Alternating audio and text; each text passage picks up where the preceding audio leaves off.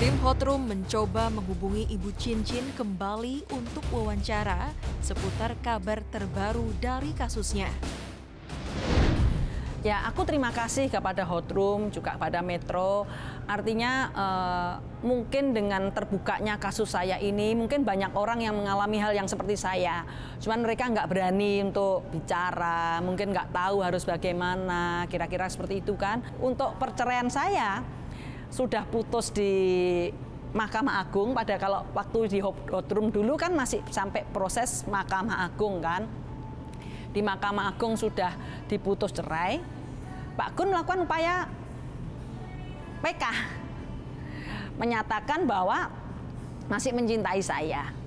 Artinya sebenarnya dengan setelah putus dari Mahkamah Agung kan saya bisa melakukan gugatan gonogini. Kan gitu kan, Pak Gun melakukan upaya PK, artinya dia mengatakan saya belum bisa melakukan upaya gugatan gonogini karena perkawinan ini masih belum putus, artinya seperti itu. Tapi aturannya kan kalau sudah Mahkamah Agung kan, sudah putus Mahkamah Agung kan saya bisa melakukan gugatan gonogini di pengadilan. Lah yang lebih aneh lagi dalam gugatan gonogini sekarang ini, dalil yang dilakukan oleh Pak Gun terhadap gugatan gonogini itu, pengacaranya mengatakan bahwa nggak ada gonogini. Semua harta ini adalah milik ibunya 100%. Karena saya dan Pak Gun ini adalah hanya pegawainya ibunya yang digaji 1 juta per bulan. Jadi ya sebenarnya nggak masuk akal gitu. Tapi semuanya saya lalui dengan ikhlas. Saya yakin keadilan dan kebenaran itu ada. Karena kalau kita ulas ya sebenarnya gampang gitu loh. Yang menggugat ibunya, Gunawan waktu menggugat ibunya atas hutang abal-abal yang kedua itu, yang 107, itu adalah Rahmat Santoso.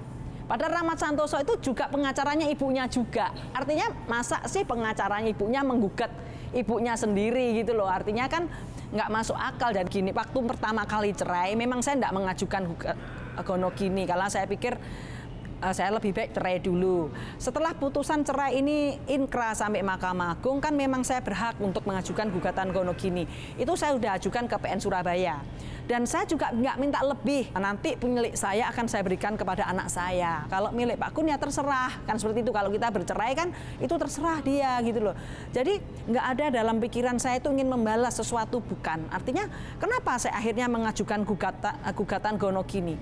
Karena saya melihat walaupun saya mengalah, misalnya saya berikan ke Pak Gun, bukan membuat dia jadi lebih baik gitu loh, mohon maaf ya. Justru uang ini yang menjadi racun gitu, racun malah dia malah jahat sama saya. Seperti waktu itu anak saya bilang sama saya waktu saya ditahan kan, anak saya Loren bilang, Mama berbuat baik tidak pada tempatnya. Karena kalau saya berbuat tidak baik pada tempatnya, Tuhan marah gitu loh. Artinya kalau itu memang hak Mama, ya Mama minta. Tapi kita juga memang kalau memang Mama nggak mau, ya Mama berikan aja kepada fakir miskin. Artinya saya juga ingin hidup saya bermanfaat, Mbak. Artinya kalau memang harta ini hak saya dan hak anak saya, ya saya ingin saya juga bermanfaat bagi orang lain yang seluas-luasnya, kan seperti itu.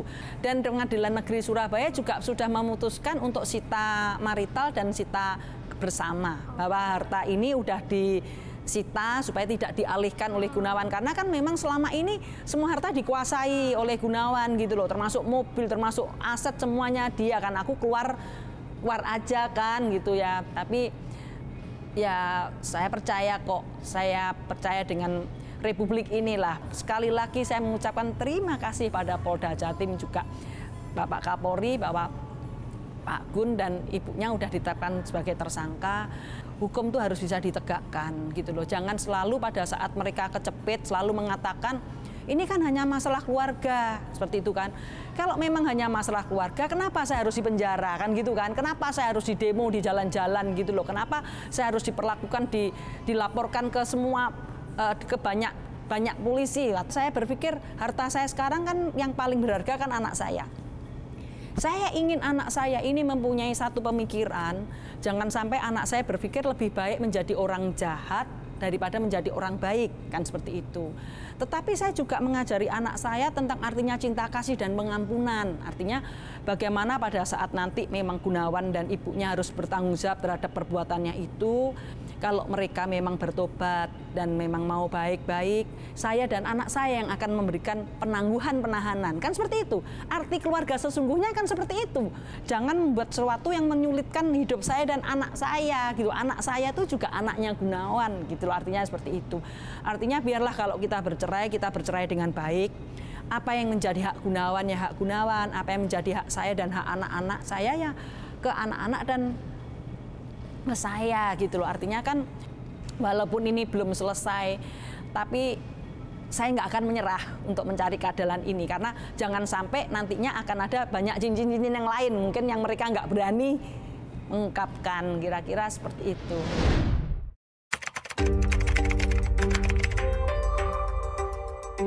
Jadi dalam ketika ada perkawinan diatur tentang harta bersama.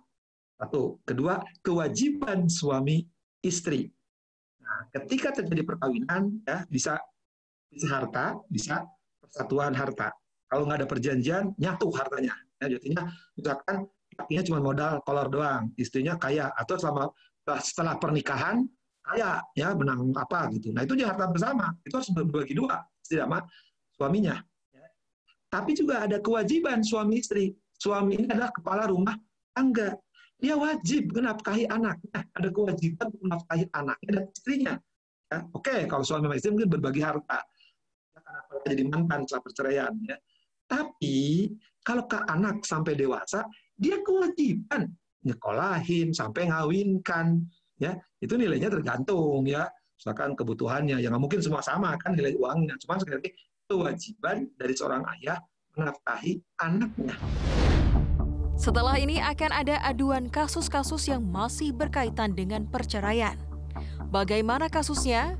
Jangan kemana-mana, tetap di Hot Room Metro TV.